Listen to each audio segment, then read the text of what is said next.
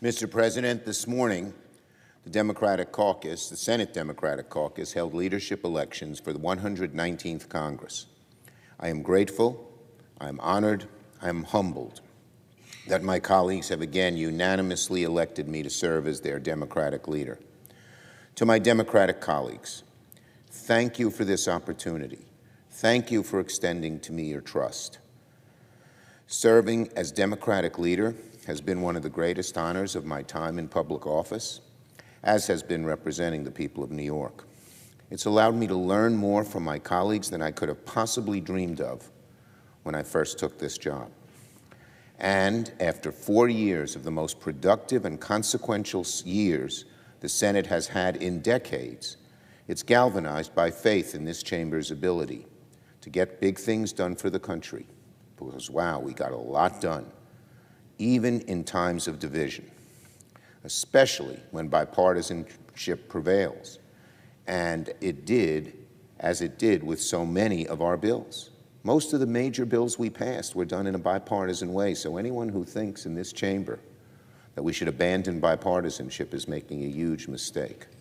Whether it's chips and science or infrastructure or gun safety or helping the veterans, gay marriage, you name it, we did it in a bipartisan way.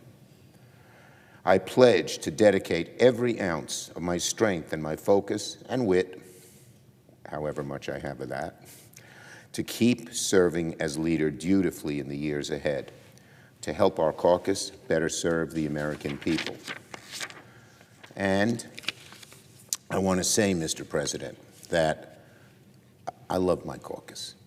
They're just such a beautiful group of people. We don't all agree. We're from different parts of the country, different ages and philosophies and backgrounds, but every one of my caucus members loves his or her country. Every one of them has made huge sacrifices to be here, and every one of them strives for unity, and it's one of the reasons we've been so successful in my last 4 years as Majority Leader, because our caucus has been great. I am thankful. I sent a little message to every member of my caucus on Thanksgiving Day that I'm thankful for them. Thankful for them. It's a great group. It's a great group. Congratulations, of course, to my fellow Democrats to serve on our caucus's leadership as well. You can't do it all alone. And I'm glad to count the members of our leadership team and every member of my caucus as a friend, in addition to being your faithful colleague. I'd also like to thank our dear friend, Senator Patty Murray, who for the last 2 years has served this chamber and served the American people faithfully as President pro tem of the Senate. Now everyone here knows no senator can get through the day or even through the hour without an incredible staff. I have an amazing staff, led by Mike Lynch, who's been with me since just about I started, leading our team in Washington, and Martin Brennan, who's also been with me since just about I started in New York. What an amazing group of dedicated people. I am blessed, truly blessed, to have such a great staff. And I thank them, each and every one, for their dedication, their brilliance, their unflinching faith in our democracy. And I wish to thank all of the staff across the Senate who do our caucus's work. You're the unsung heroes of our democracy. Every one of our staffers labors hard. Just about everyone could go out and make more money, but they're dedicated to making this country a better place, to helping the working people of America. We're lucky and blessed to have such a great staff. And I want to send a particular thanks to the Senate floor staff. We weren't able to get this much done without them, and particularly to Gary Merrick and the miracle workers in the cloakroom who make this chamber come to life, as well as the members at the front desk. Thank you all. Now we have more work to do in this chamber before the year is out, and we'll have to hit the ground running when 2025 arrives. The challenges of our country remain great. Our divisions still run very deep, but our task in this chamber cannot and will not change. We are sent here to make life better for the American people. So thank you to all of my colleagues. Let the work continue. Now we are bidding farewell. Today, 2 of our members on the Democratic side will give speeches of farewell.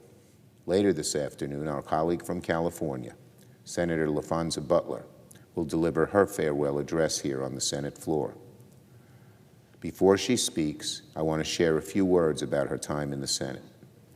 When our late colleague, Senator Feinstein, passed away a little over a year ago, I remember wondering to myself how anyone could ever follow in Diane's footsteps. To follow Diane, I knew it would take someone really special, someone really smart, really honorable, someone who always stepped up to the plate. It would take someone like Laphonza Butler. Senator Butler wasn't out looking for this job. She didn't campaign for it, but it came to her doorstep. And when asked to serve, she answered with great humility and a great sense of service and belief in America. She followed her innate calling for service, which she learned while watching her mom work multiple jobs to keep their family above water. And for the last year, she represented her beloved California, a huge, complicated, and beautiful state, admirably. There's a general assumption around here, if you want to make a real difference in Washington, you have to spend years, sometimes people say even decades, learning the ropes and rising through the ranks. Well, Senator Butler sure turned that myth on its head. She proved that it isn't about how long you're here, it's about what you choose to do with the time you're here. And Senator Butler did a lot. As a member of the Judiciary Committee, Senator Butler had helped advance and confirm one of the most well-qualified and diverse classes of judicial nominees in recent history. She's been a champion for women and women's rights. She co-led legislation to restore the rights enshrined under Roe v. Wade. She's done great work to help bring our workforce up to speed in the age of artificial intelligence. She has introduced legislation to provide more opportunity to farmers and small business owners, to help parents and families and caregivers address the mental health and substance abuse crisis, to increase civic participation among young voters, and so much more. The bottom line, Mr. President, is that Senator Butler practically did everything in her time in the Senate. And she did it in only 1 year. And she was always ready to serve. When I had a tough job, or even a job that wasn't very glamorous but would take some time and effort, Senator Butler always said yes. She wasn't one of these people just looking out for herself. She was looking out for the greater good in a beautiful way. And of course, as well, Senator Butler, much like her predecessor, was a history maker too.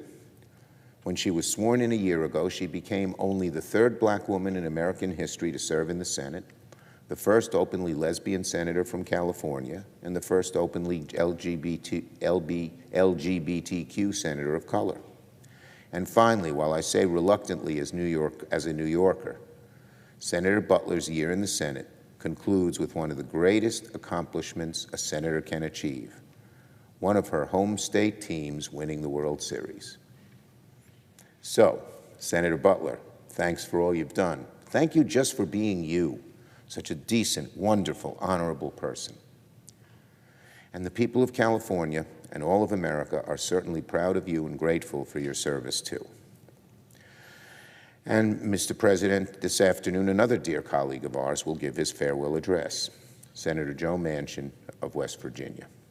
It fills me with great pleasure and a little sadness to say a few words in his honor.